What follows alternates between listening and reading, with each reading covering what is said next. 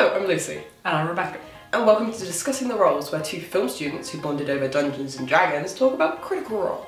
This week we'll be talking about episode 37.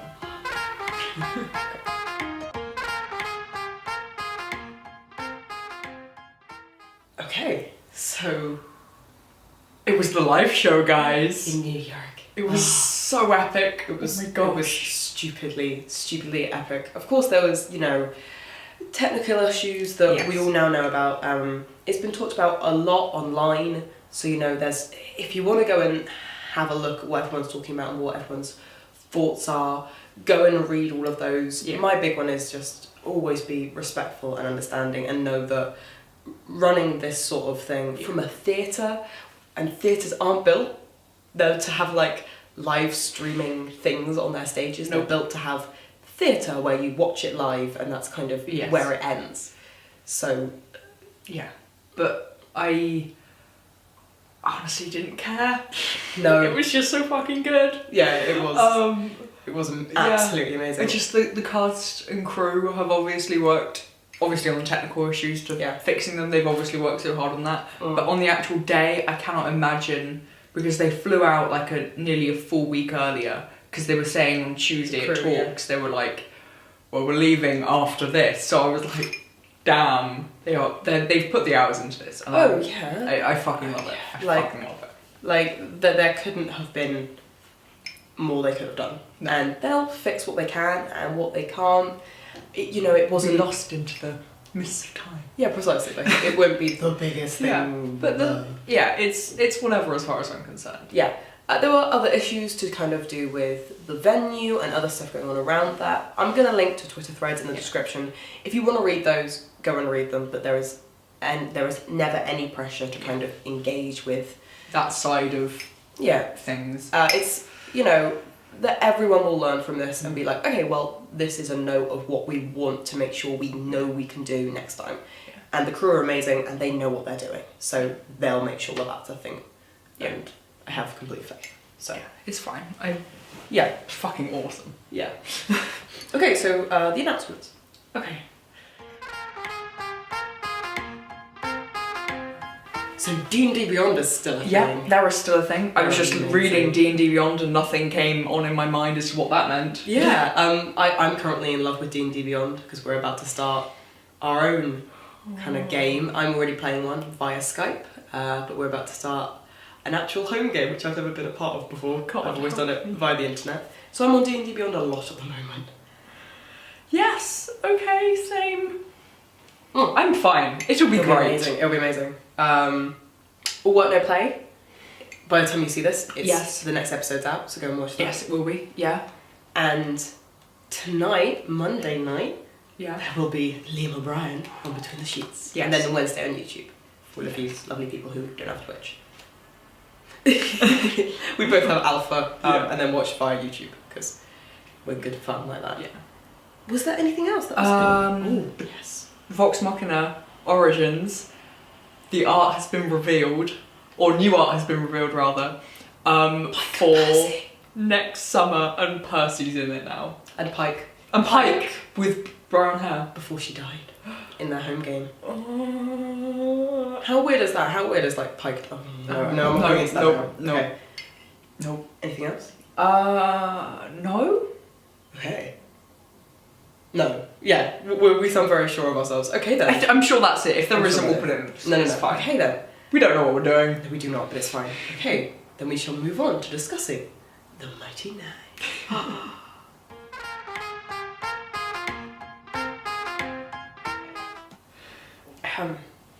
So, overall thoughts on the episode? Oh my gosh. There was so much stuff which I love, and I have so many theories, and I've been doing research, and I'm friggin' in love. Oh my gosh. I knew that was going to be your reaction. Literally just because of the amount of nautical stuff that was being talked about. You know what? It's not even the nautical stuff. There's I've noted things. I don't even know if you can see that.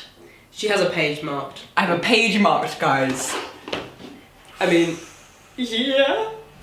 I wasn't expecting that much lore to ever come out in one episode. Neither. Like towards the beginning, sure, a little bit, but there are people outside. we live in a house. No, we don't live in a house. We live in a tree. Like, I don't know, just because of how Matt kind of runs his worlds. Yeah. Yes, we sometimes do get quite big hulks of information at a time. A great example is like the Briarwood arc. Yeah. Smack bang at the beginning of the Briarwood arc, we had to get like all the information about who the Briarwoods were. Yeah. That was a very good example of a moment where we just had to get a load of lore, otherwise we couldn't progress forward. Yeah. I wasn't expecting this with Ford in particular. So I mean, this is Ford, Jester, and Yasha's campaign. Fully. Yeah. Like, Yeah. it's already been laid out that they're going to be the characters in the first arc. Like, the main characters in the first arc. Yeah. And well, especially because, like, Caleb, for example, his goals are a lot more long-term. Yeah. And Not and Bo haven't really sussed out what they're doing yet. No. Whereas Jester, Yasha, and Ford... And, like, shit's happening, and shit's happening now. And they have questions. Yes, I have questions. Okay, shall we start at the beginning? What do you have on the beginning? So the first note I have is Caleb gave me his frumpkin and then she lobbed the bird just over the side of the ship. I had a moment of his frumpkin where I was like... Oh, his frumpkin. Yeah, like, there are other frumpkins, but this is his personally, you know? This personal frumpkin, yeah. He gave me his personal frumpkin and I'm going to throw it over the side of the ship. Thank you, Bo. We love Bo so much. She just doesn't know how to Also, pet. Marisha looked so badass. Oh my gosh, her outfit, her pirate outfit was incredible. I could not have kept that hat on for the entire No. thing. How did she keep the hat on for the entire I was thing? waiting for her to take it off because... And it just never happened. Yeah, even she just though- had the hat yeah. on. Cause with Travis, I know it was like a joke that he took off his But he pirate was like, outfit, "I'm boiling." but like he never put it back on again. Which is so understandable because honestly, it must have been so hot in there. No. What was I saying? His frumpkin. Yeah, Caleb was so confused about that. Like, his face was just like, what are you doing with my bird? I don't understand. What do you mean if I do that thing, I can see through him? What are you doing? They also, did they even tell Caleb they were doing that? He was downstairs at this point. Yeah. Did they just throw the bird over the board and And then just told him later. And he was like, oh no, I'm not. No? What do Can't you mean? that, guys? That's not how it works. I love Liam just kind of like messaging up, hey guys, I've like fixed it, it's good, and Ford kind of going, we're about to be boarded by fucking pirates. But I fixed the boat! Guys, I fixed the boat. Is no one going to take credit for the boat? No, apparently not.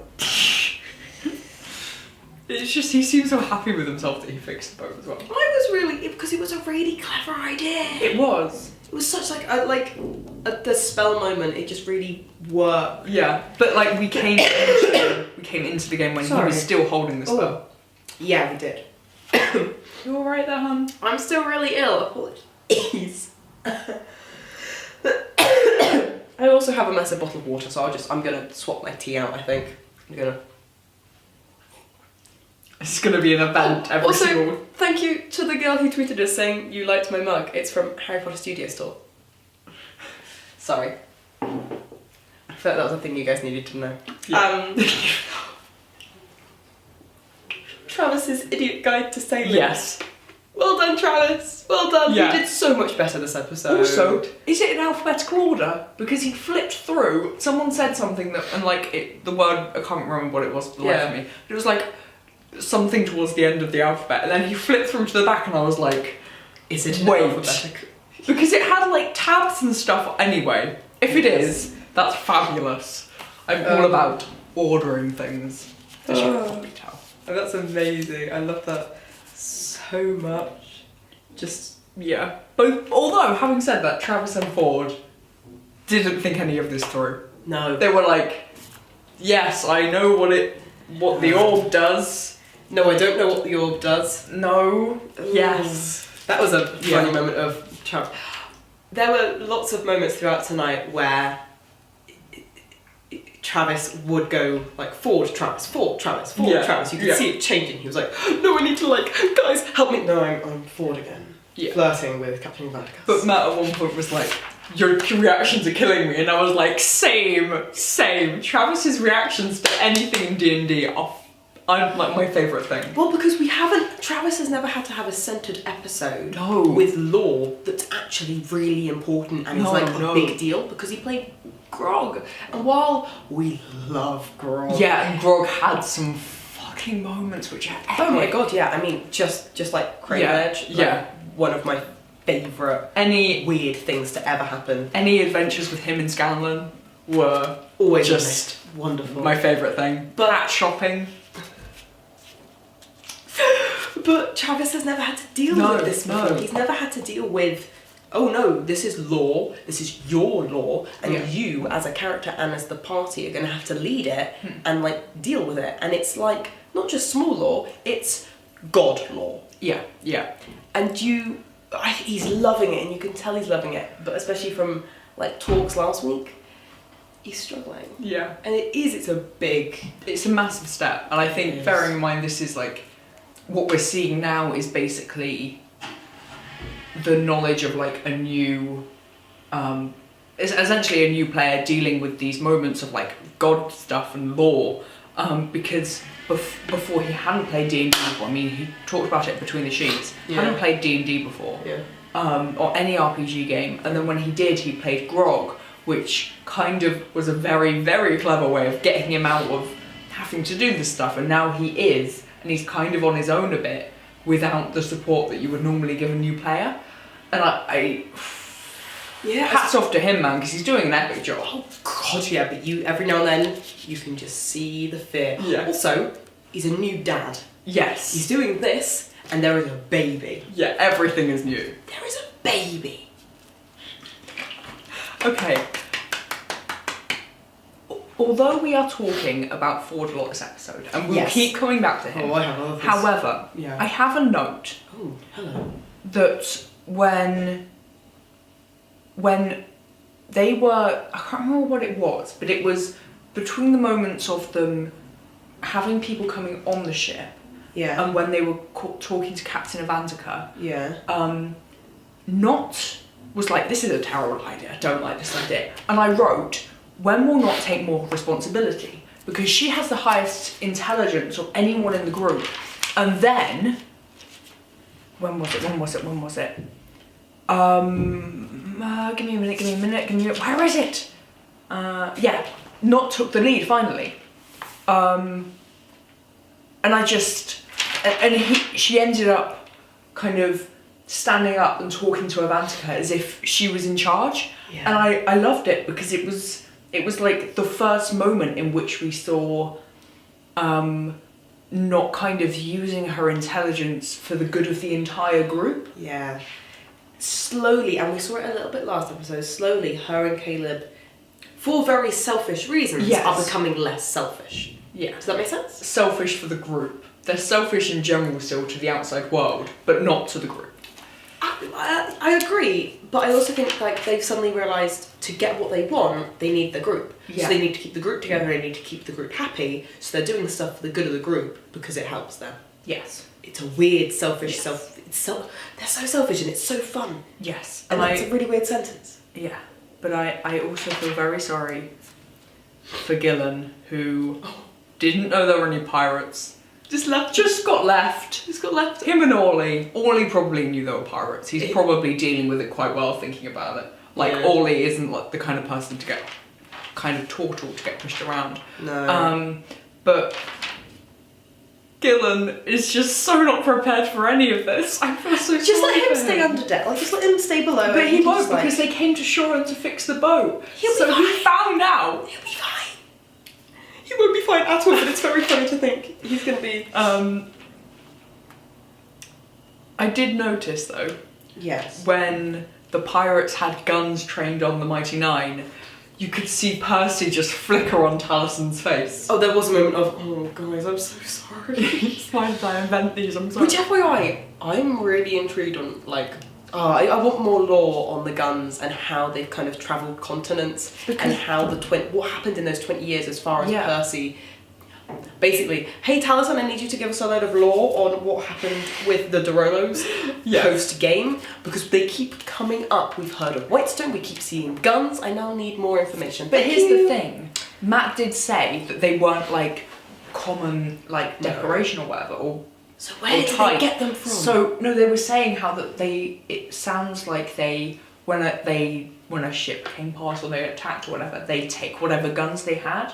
So it seems like, so that's what I got from it anyway. So as far as I'm aware, it seems to be people who the Derulos trusted to have guns were then attacked by pirates and outlaws, and the guns were stolen. And they've just kind of rippled out over the past 20 years. Rather than it being a case of, I will sell you 5,000 guns if you give me all of this platinum.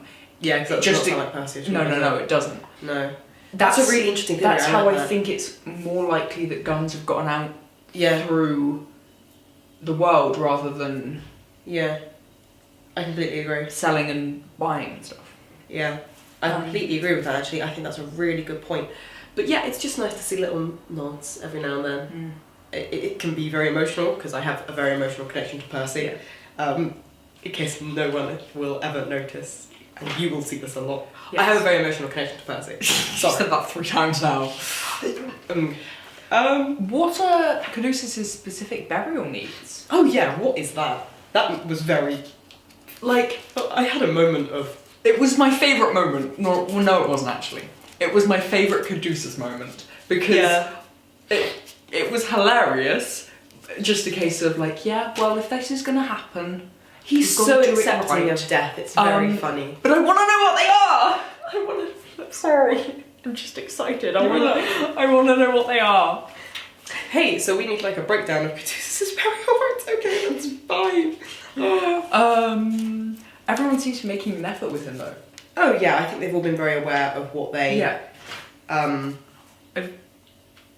I've also got here that they should totally be pirates with an entire fleet of ships, which seems really ironic after the dream that Ford had, but we'll talk about that later. But sorry, But when they were like, we could just steal both ships. Sure. I was like, yes, pirates, 2 ships, go and wreak havoc across the entire ocean and just like travel everywhere. Matt, you're now running a pirate campaign. You didn't realise this, but this is what's happening now. I've got a note. It's a really... Sorry, I feel like I keep just... No, give us notes. I love your notes. They're hilarious. It's just something I noticed. So, Avantika left them alone for like 10 minutes or something. On the ship when she left to go to her cabin. Her office or whatever, right? Chambers. Yes. So, there was no reason for this, right? Like, there's no reason why you just leave them there for 5 minutes and then like get someone to come get them and bring them to you. So here's my theory. Captain Avantika did that so she could get into a cool position, sitting there with her feet up, eating an apple for when they walk in. She said she was like setting us up. What's cool? Okay. That's what she was doing. Because there's no reason to leave them alone for 10 minutes. To be fair, I completely agree. Okay, I know I'm not going to be able to look at Captain Avantikas the same way. Because I'm sorry. I'm aware, like, from a DM point of view, it just gave, like, them a moment to, like, work out what they're doing. Yeah. But, like, from a storyline point of view...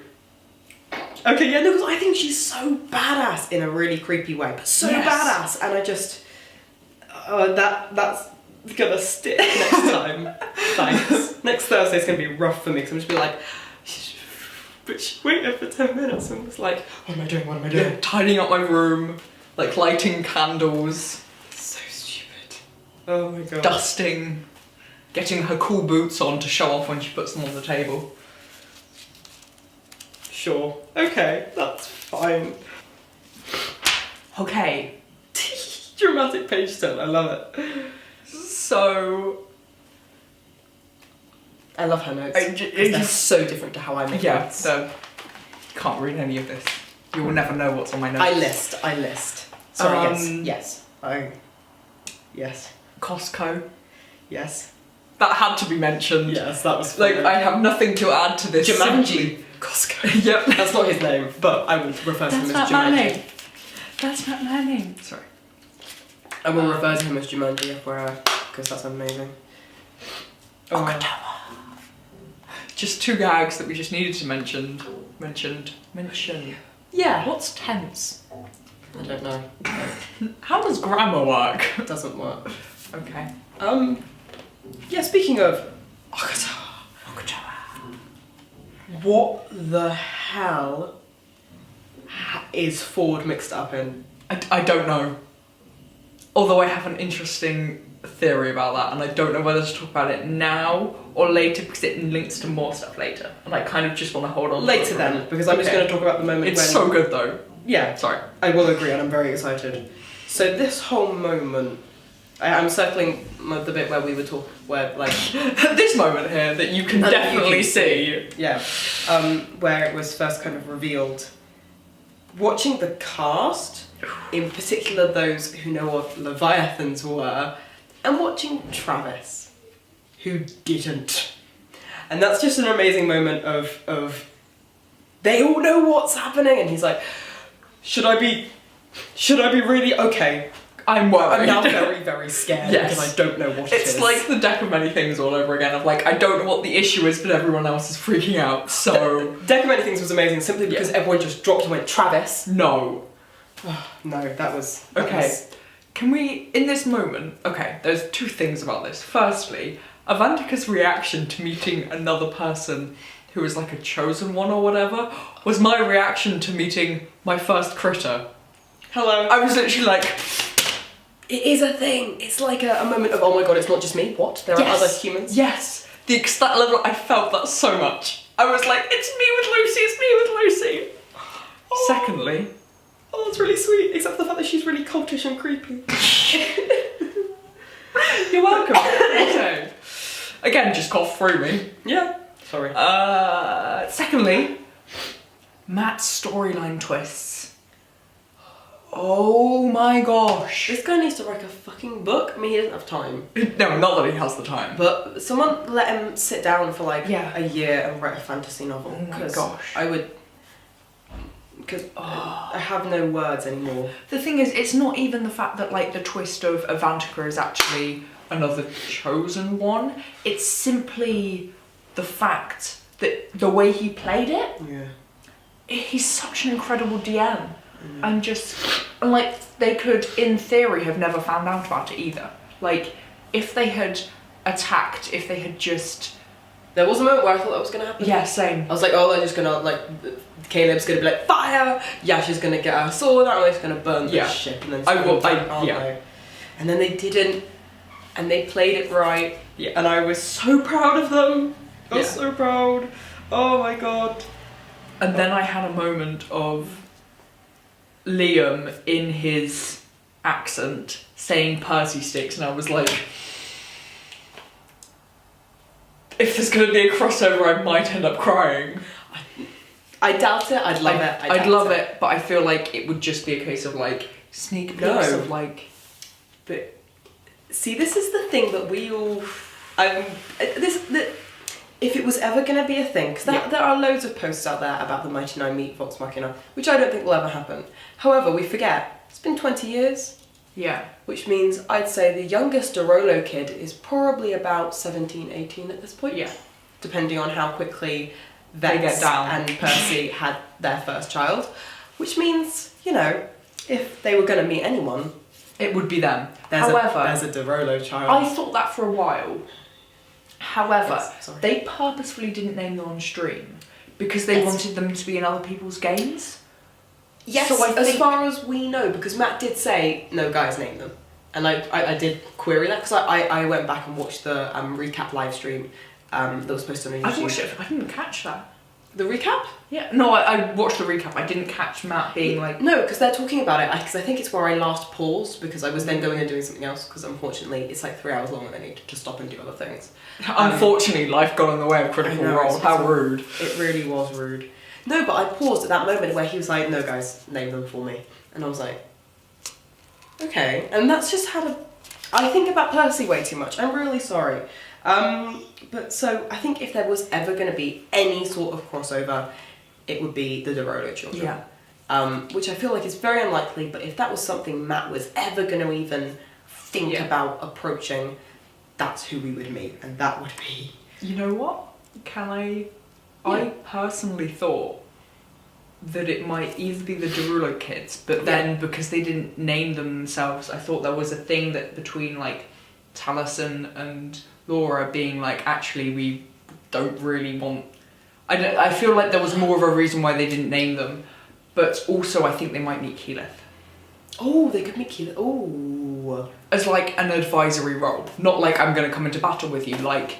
Oh yeah, you could go and talk to this person if you want. Yeah. And then that can be the party's choice. Yes, that's what I think. Yeah. I know why they didn't name them again. Huh? Yeah, were you just not paying... No, don't worry, I'm not going to completely bash you. They wanted people to be able to play the Derolo children. That's what I said. Did you? That's what I was saying! Oh, okay, sorry, I'm being really... God damn it, listen! I have no hearing. I'm kidding. Okay, I have the flu, guys, I have no hearing. Anyway, It's fine. So, Matt. Also, they need to stop having conversations in front of their enemies about things they don't want their enemies to know. Just they're talking about it and Captain Vatica's like, Great, okay. so guys, you're lying to me? Could you... Yeah. Tell me the truth then. And they're like, oh, you're still here. Also, Travis forgetting that he has dreams about, you know, they were all freaking out like, oh my god, you have dreams, and he was like, Dreams? I have dreams, because it happened like 3 times. Yeah. Because it hasn't happened in a while. No. As far as we know. No. As far as Travis knows, basically. Yeah. As far as Travis knows, it hasn't. So it hasn't happened. So he was just like, oh yeah, I have dreams too, and then of course had a dream. But we will get up to that in a Also, minute. I've got in capital letters, this is the moment. I'm having like an emotional moment here. That's fine, I keep going. I've written, this is the moment they become one. Because Caleb was talking about how Ford's win, and therefore Avantica's win, is a win for all of them. And I was like, it was just the way in which Caleb said it, and the way that Not was like, yeah, sure. And like a few others of them agreed as well, and I was like, Anyway. We like gush. We like, yes. I have a timestamp. I have a timestamp of 1 hour, 59 minutes and 52 seconds, at which point Matt just kind of let his head fall into his hands, because I think Laura was probably making a sex joke. Yeah. Which I love, by the way. But he just kind of went, no guys, I'm giving you lore. Was that the moment that they were hunting for Ford's third ball? No, that was later. This was early. That was another sex joke. That was wonderful. I really enjoyed that. I've got Not Goes on an Adventure. Slightly before Not Goes on an Adventure.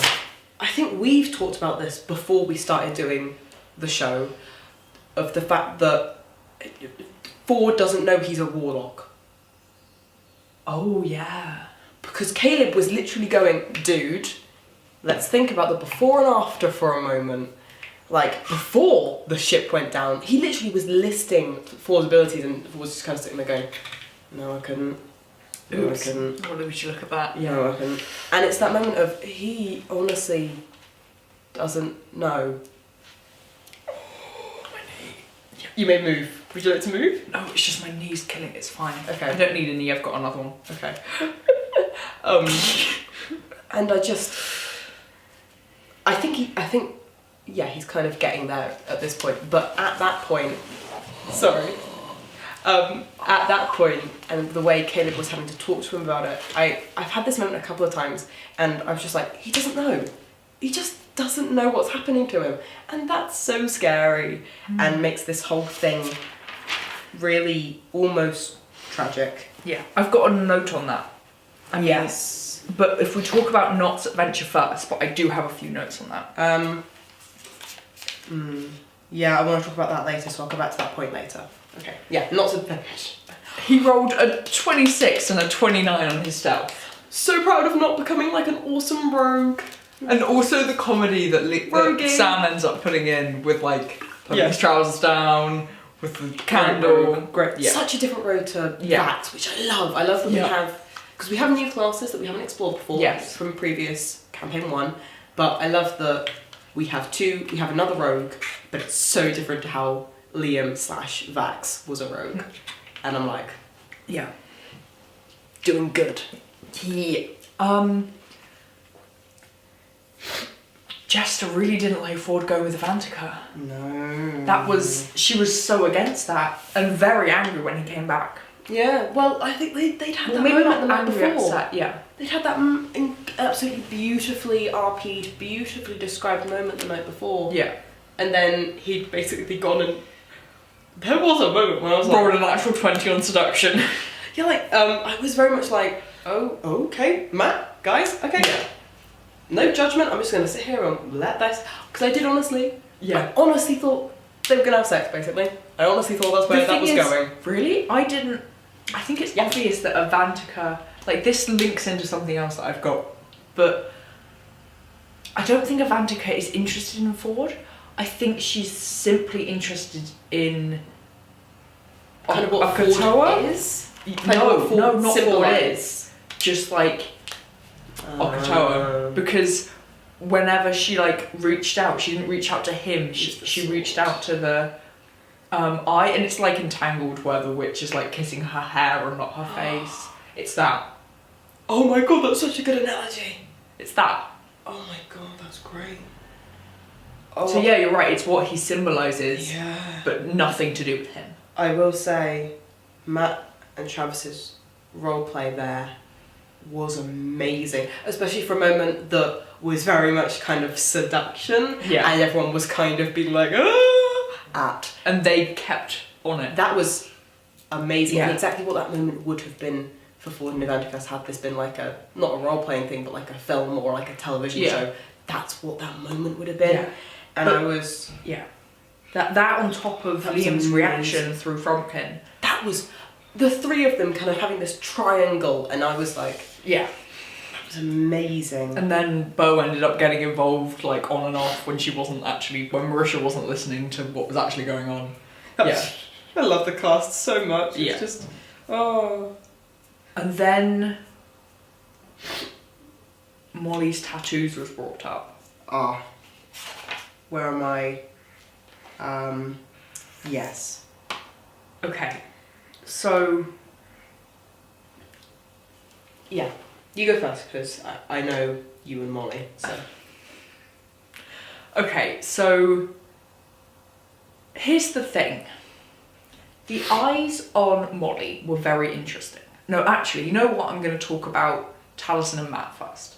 Because Matt was looking at Taliesin confused, and I'm not sure whether that's a moment of like, you do know this wasn't related, or does Yasha actually know about the eyes? I don't know what level it was on, but it did happen. There was a look there of Matt's confusion and Taliesin just nodding. Now, this might be a shock to many people, but I don't read minds. So what? Okay, so as much to me. So as much as we can theorise what that means and what that meant and what that like non-verbal discussion was, we will never really know, let's be honest. No. But here's the thing. Molly keeps coming up, and not just in a case of what it meant to me and all this kind of stuff. It is in a case of like, well, that relates to a thing. Yeah. Not however. What word am I using? I don't know. How do you speak? Interestingly. Yes, that works, I guess. Okay, anyway. On his body, he had 9 eyes. But they weren't part of his tattoos. He got his tattoos to cover up the eyes, which he then used as like... They were blood hunter things, weren't they? Yeah, they were blood hunter things. Yeah. However, he had the eyes before he had the tattoos. So I think, does it raise a question about the blood hunter class? It might do, yeah. It raises so many questions because I personally don't believe that Matt would link to backstories. No. I don't think that would happen. Because it's too contrived and it's just a little bit too much work. Like, I'm always shocked with the amount of work that Matt does, but I don't believe he would go this far. Yeah, I was intrigued with that moment. Two things. Firstly, because Taliesin was sitting next to Ashley kind of going, yeah, guys, which I was enjoying. Yeah. Also, I will come back, because I have some things on Taliesin, which I'll come back to. It was a beautiful example of, in a weird way, Molly isn't gone, because we still have Yasha, and Yasha was, as far as we know, with him for 2 years. Yeah. I say that because we don't know if she was with him before. Because we've had this conversation of when she was at the grave and said it's happened again, it kind of... Does that mean she's had someone else that died, or does that mean that she was with Molly when Molly was Lucian? Yeah. We don't know. Yeah. That was an amazing moment, and role played really well, and kind of just really cool. Yeah. But also Molly's a bad roommate. Also, yeah, we all knew this. Molly is always going to be a massive question mark, simply of the fact that we just didn't learn much about them while they were with us. Yeah. And that just means that there's only ever so much we can know, because we can only know it from people who met Molly or Lucian. Yeah. We can never know it from Molly unless Taliesin jumps out of character and goes, oh, by the way. Yeah. Which he won't really do, because not until the very end. Because he's too good of a player. Yeah. And I might need to take a moment to say how good of a player Taliesin is, for 2 reasons. Firstly, that he was like kind of helping but not helping Ashley with that, and kind of being like, just for reference, for reference, people. But also slightly later on, where Matt, because of course Ford lied about the dream, which we'll come back to in a bit, but he went, Caduceus, however, your perception, and Taliesin just went, nope. And I was like, okay, you're respecting the player's choice to not Wait, tell is the that truth. when he was like, sorry, I was too busy playing the game to be paying attention to what's going on? No, that was like no, Caduceus has just woken up, he's not paying attention. Oh, okay, yeah. And he literally just went, no, I haven't noticed anything. And everyone looked at him like, why? Why? No, we need you, that's why you're here. And he's like, no. I'm letting Ford run with this. Yeah. Because I think you could see Taliesin kind of going, I think Travis has a plan with this and I'm going to let him do it. Yeah. And I just, Taliesin, I will, again, talk about Taliesin a lot, but he is an excellent player, not just as himself and as like someone playing a character, but enabling other characters to do things. And that was a really great moment of, he doesn't want to talk about it. Yeah. Okay. He seems to also be aware that, as someone who's obviously had a lot of experience with D&D, he seems to know the balance between kind of stepping into the light and being like, yes, this is like my moment, my storyline, this is when I need to be like making decisions and talking to NPCs and having a moment, and he also seems to know when to step back and allow things to play out in front of him and allow other characters to do that. Yeah. Because with a perception as high as that, he could literally just like railroad everything. And I think it's the sign of a good player that he isn't. Yeah. No, yeah, so I'll never quite get over Taliesin, I don't think. No. Shall we talk about the dream? Because that's where my next notes take me. Matthew Mercer, ladies and gentlemen. This is why I want him to write like a book, because his description is so eloquent and you feel like you can see it. And again, it was one of those, another beautiful moment between Travis and Matt. There were so many amazing moments because of the NPCs and because of how he was doing it. Just Travis and Matt. And I was just sitting there, like I wrote down the dream, like stage by stage. And at the end, I have like highlighted, Matt is amazing and I am scared. Just because that's where I ended with that. Okay. Shall we talk about the words that are being used at the moment? Please so, learn, grow, provoke, watching, which was said twice, would be because Ford didn't know what the fuck to do. And then reward. Come to that. I'll come to that bit in a second. But yeah, the words. Yeah. There's obviously a very simple, you do this, you get this. Yes. Sort of process. This is complicated because it's gods, but it is very much, you learn, you grow. You grow, I provide you. You get things and rewarded and more magic and it's very simple. Yeah. Which I quite like when it comes to gods of just, here's a step-by-step way of here is a guide. Here's a guide of pleasing me. Which Idiot's guide to gods. Being a warlock. No. I also think it's interesting though that there's steps, but then there was Sabian as a statue. There was Vantika as a statue. Vandarin rather, just as a blowing as a statue. Just blowing them up. Yeah. And those stairs are mental. I know, I have a metal spiral staircase in my house. It's bloody awful, but it's quite entertaining. Yeah. Anyway, those statues, it brings me back to a kind of Hunger Games / Supernatural Season 1, like, here's all of the people with powers and I'm trying to find the most powerful, kill each other off. Wow, yeah. Okay. So, that... Yeah. I saw a few theories online, and I don't have any screenshots of the stuff, so I don't know who said it, but I saw someone referencing something else, and it reminded me of the Hunger Games and Supernatural. Because it's just... I will concur. Because there was someone else who came before who isn't here now. Yeah.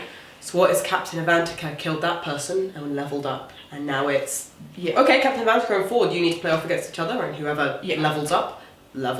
Because there was...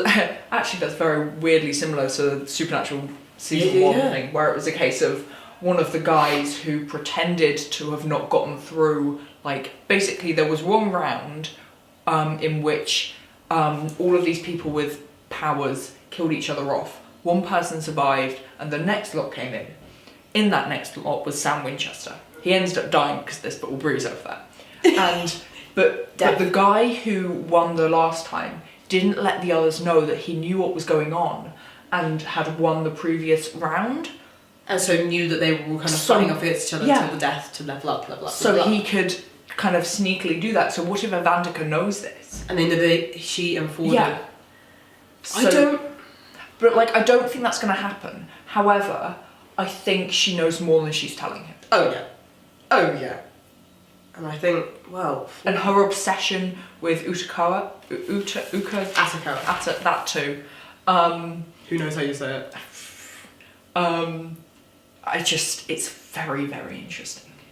Or it could be the other way around. Maybe Ford knows more, because in the dream sequence, he spoke with a British accent.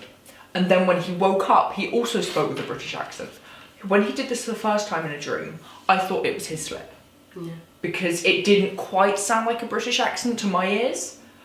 It was like he was still slightly in the like American trying to be British. Yeah. It sounded slightly like that. But Caleb picked up. But then Caleb picked up on it, and I went back after the episode finished and watched it and full on nearly screamed, and then I just wrote he fucking did, which you can't see, but I can.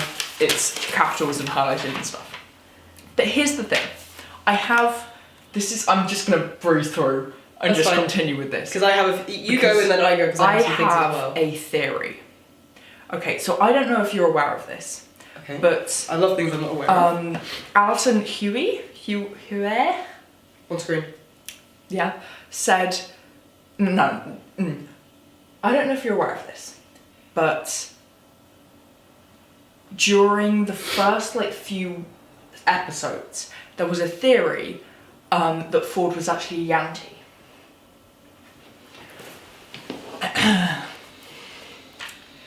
This is what a Yanti is. Hello. Now, you know what? First, I'm just going to describe them and see if it triggers anything in your mind. Okay, I love this. They are... Okay. Yanti are devious serpent folk. Sometimes they are lizard, and sometimes they are snake. Does that remind you of anything? Yeah. The current people on the island are about to too. Okay. Who are looking after The temple. Which has like the Ukatoran. Yeah. Or at least has things connected to Ukatoran. So I'll put the images on screen now. Oh, no, wait. Yeah, I'll put the images on screen now as to what they are. Yeah. So this one is... Wait, yeah. This one on screen now is the highest caste of Yanti. This is the middle caste of Yanti. And finally, this is the lowest caste of Yanti.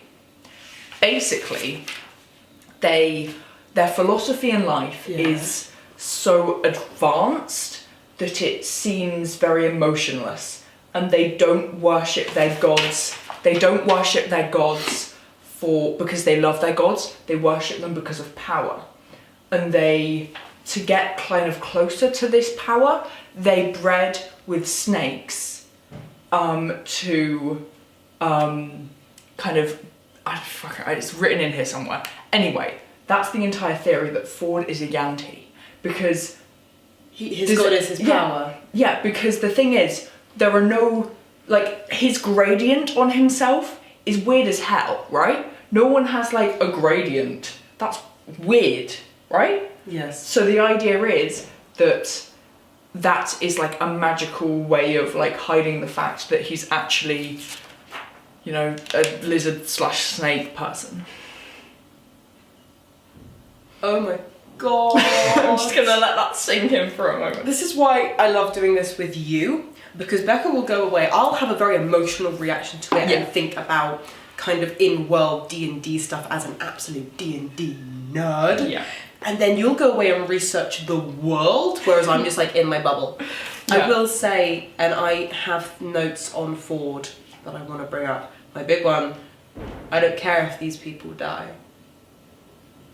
He's said this a few times recently about this kind of flippancy of killing people and flippancy with death, and that links in nicely. I mean, I honestly don't know if that is even a thing. Yeah, if that's even a thing. It's an amazing theory. Yeah, and it makes me love this community. And the thing is, so much. If the Yanti on that island have a British accent, I don't know what I would do. I will freak out. Because it's another thing that suggests that maybe Ford isn't who he says he is. I mean, the accent in itself is enough for people to go, I'm sorry, what? There's definitely stuff going on with Ford that maybe Travis isn't thinking about, maybe Travis is thinking about, who knows? Oh no, I think Travis is thinking about this stuff. He doesn't seem to me like the kind of person who, just trying to find something, give me one. No, it's fine, I'll just read the minutes.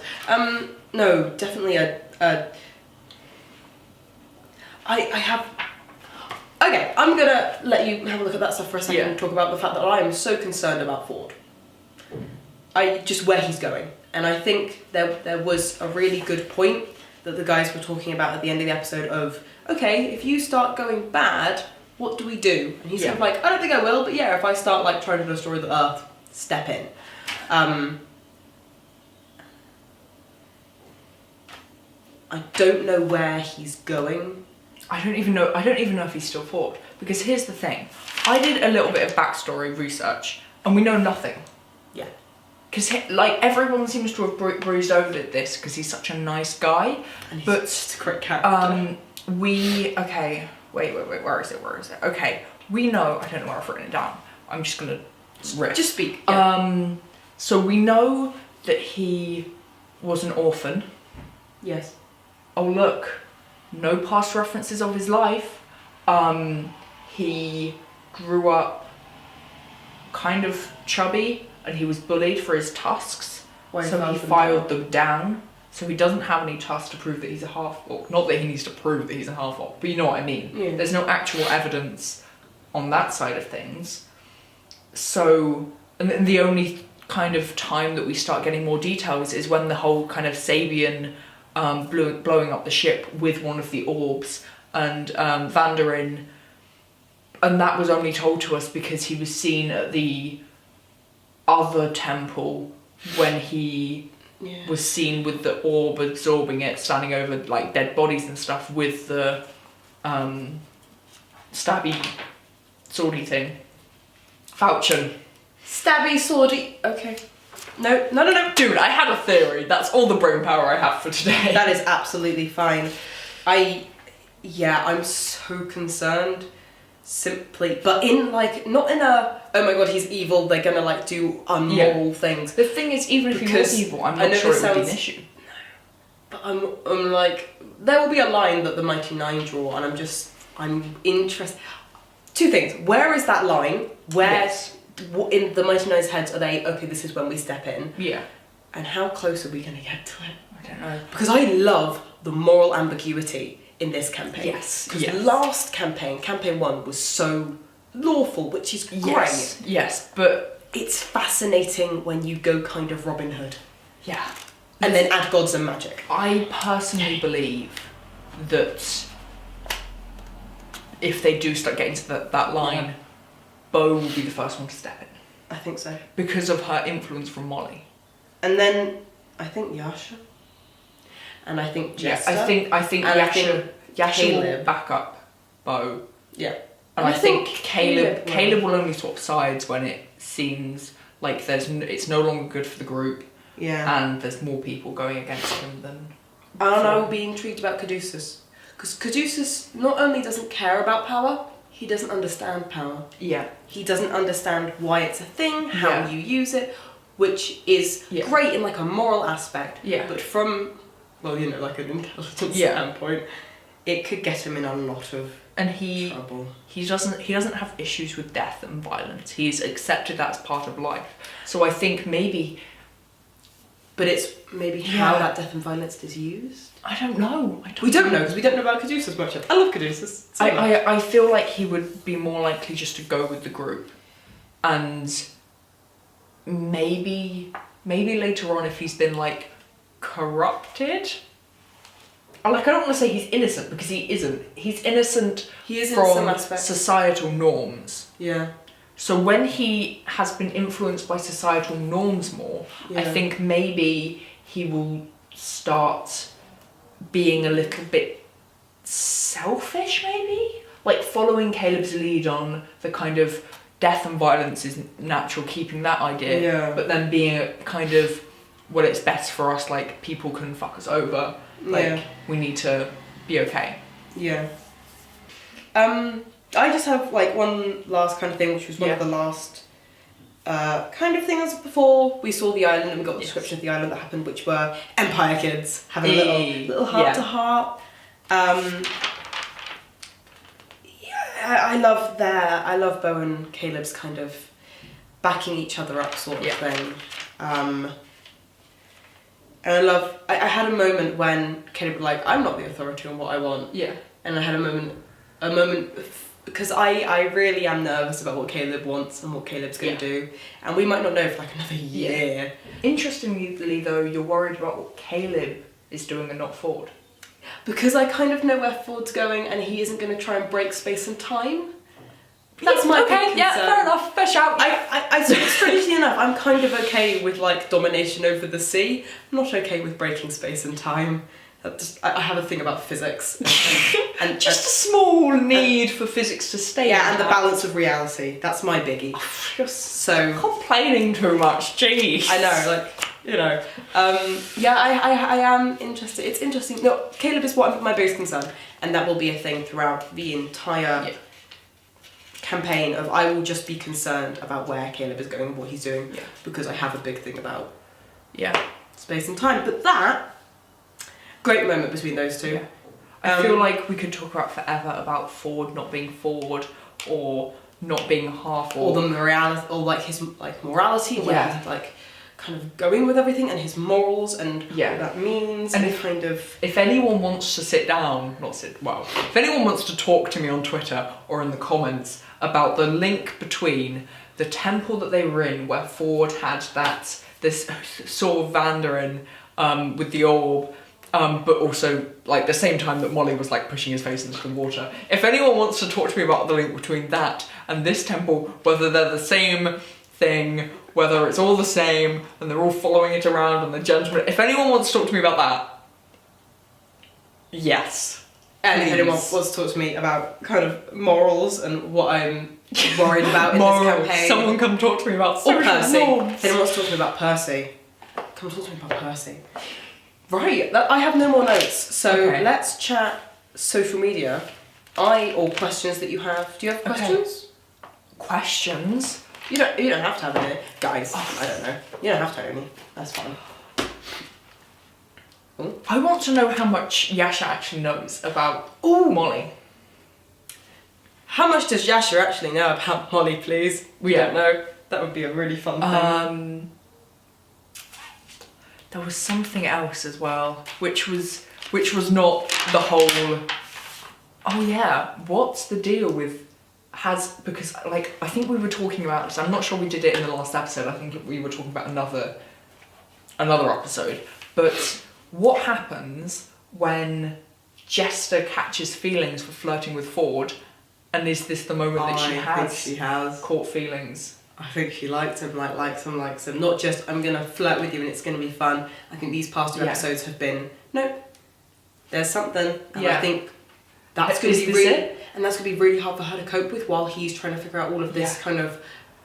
I want to know what's going on there between Jester and Ford. Yes, please. Whether the feelings are returned, whether there are any feelings. And if so, if anyone's going to act on them at all, if that's just something that isn't a priority anything for to do anyone with that. right now. Anything to do with that. Yeah. I don't think it's going to be acted on for a while. No. It's not a priority right now. We have a god to deal with. Yeah. Okay. Yeah, I'm good. Media. I could talk about it forever, but...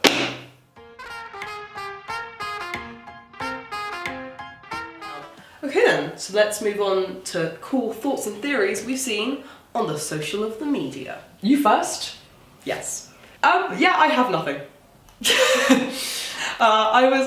Most of the stuff that I've been reading online this week has been about the technical issues and the venue issues and all of that big discussion. There's been loads of cool cosplays because it was New York Comic Con. So I've been distracted by all of the cosplays because I'm a cosplay nerd and that's a thing I want to I'm not very good at cosplaying, but I will at some point be going to British conventions with my camera once I have money. And so if you're around, that'll be a thing. I'll make sure that's announced more. But yeah, that's a thing I'm going to go and do at some point. So I'll come to just stand in the background like... You can hold my light. Great, love having a job. Okay. Right, so basically... I avoided that. Yeah, whereas I very much was... I tweeted about it, go follow our Twitter. I tweeted, just a general command. Description. Yeah. I tweeted out the fact that like it was... I didn't really care because for me it was one of my favourite episodes. It's been awesome. I've loved it. However, I've spent a bit more time on Reddit than I have previously. I need to go on Reddit more. And I am trying to find the thing I'm looking for. Well, firstly, there was... I'm not going to put this up on screen because I didn't manage to get the full screenshot of it because it was a very long thread. But there's essentially... I'll show you the full thread later, or maybe link it. But like, there was essentially just people rewording Hamilton songs because of the guns and ships. For those of you who don't know it's a thing, and I don't know if you know it's a thing, if you want to go and listen to the Vox Machina version of Hamilton, it's so good. It's all on YouTube. Fucking love Critters. Fucking love Critters. It's amazing. So please go and listen to... I can't remember what the actual name of the album is, but... We'll link it. Yeah, go and check that out. I Want More Gaming put on Reddit saying, methinks the Mighty Nine is coming out of this with a bigger boat. Yeah. Oh, hello. Yeah, because the thing is, I don't think Avantica's going to make it very far. Okay. I get the feeling that she is going to be too in awe of Utakawa. That dude, that guy. I'm so sorry, I'm butchering. Well, I'm not the only one to butcher names, but the whole cast of it. It's very funny. But sorry, yeah. So I don't think she's going to make it, and I think Ford will then be like, well, Captain Tusstooth, here I am with my bigger boat, also my side boat. Also with my massive sword with a glowing eye in it. Yeah, they're gonna come out of this with a fleet, and I am. Matt, it's a pirate campaign now. Yeah. Sorry. I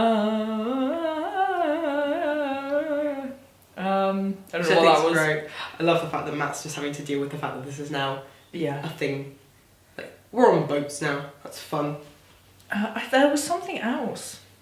Oh, and then there's the whole like 2 or 3 people were on Twitter talking about the fact that Ford is Yanti. Oh yeah. And it was just like bringing back this theory, guys, because I kind of was aware of it at the very beginning, but now it seems real. Now I'm like, yes, this is something that could be legitimately possible. That's really scary. Yeah. But so amazing. And I love it. This campaign is so much more kind of out there. Kind of, we're going to be weird and take risks. Yeah. And all be interesting classes and new classes. I know Molly's. Yeah. But here's the thing. I want to know, going back to this theory, because we're here now. Whoops.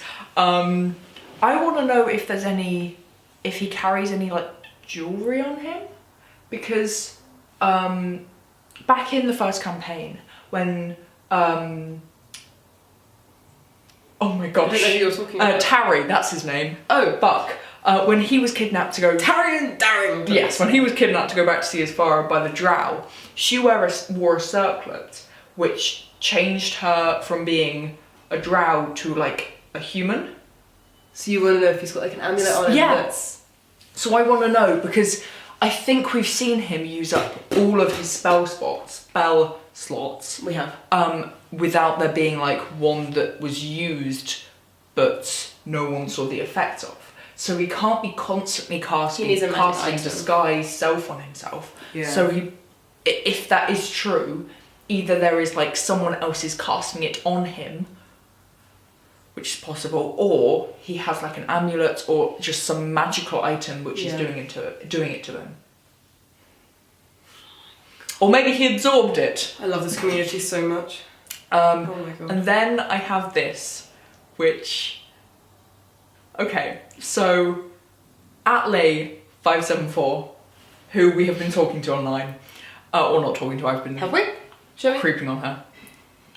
Oh yeah, I know who this is. Okay, sorry. Has tweeted nothing to see here, just Vex attacking Vax, lol. Oh, it's the cats. Yeah. It's the cats. I saw that. There you go. You retweeted it. Yeah. You retweeted something of hers and I went onto her page and it was great. Yeah.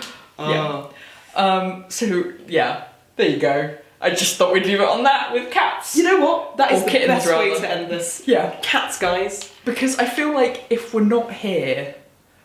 Oh, and there was another dog, which I don't have the tweet of for some reason. There are animals, guys. There's a chihuahua. I don't have the tweet on me, but I will put it up on screen now. Someone has named their a few month old chihuahua Lady Keyleth, I think. I've got it on my laptop or something. I'll find it for you and I'll put it up on screen now. But I love this community. I feel like we need to just like have a section where we show people's pets that have been named after these. We'll talk about that. Characters. Just kind of going from that, nothing is more amazing than watching an audience react to this. Yes. Because they did roll a 9 and the whole audience went 9. I didn't realise this until they did their first live show for this Gen Con. For Gen Con. I didn't realise that it wasn't just me that was sitting in my room on my own going 9 over my tea. Yeah. Just honestly, guys, you are all amazing. And I know it's been a bit of a weird week for multiple different reasons, but this community is incredible. Yeah. And this community is why we do this. And this is the community is why we think we can do this. And also why we enjoy doing this. And why we did it in the first place. Because we just wanted to reach.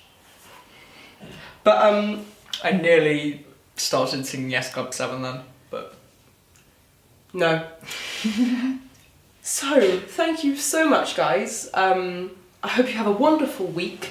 May the dice be kind, the swords sharp, and the laughter flowing. And we will see you next time.